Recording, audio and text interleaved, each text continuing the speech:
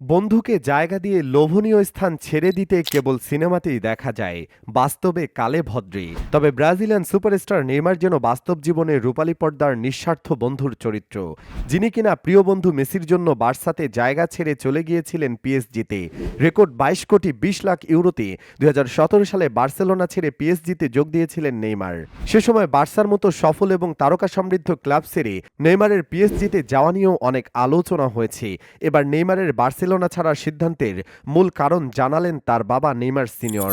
Neymar সিনিয়রের দাবি, পিএসজিতে যাওয়ার সিদ্ধান্ত সম্পূর্ণ তার ছেলেরই ছিল এবং এর মূল কারণ ছিল লিওনেল মেসির জায়গা নিতে না চাওয়া। তিনি আরও জানান, সে সময় বার্সেলোনায় কঠিন সময় পার করতে হয়েছিল আমাদের। আমরা তখনও জানতাম না বার্সা কর্তৃপক্ষ ঠিক কী করতে যাচ্ছে। আমাদের মনে হয়েছিল বার্সা কর্তৃপক্ষ চাইছিল মেসির জায়গাটি নেইমার নিয়ে নিক, কিন্তু নেইমার সেটা মোটেই মেনে নিতে পারেননি।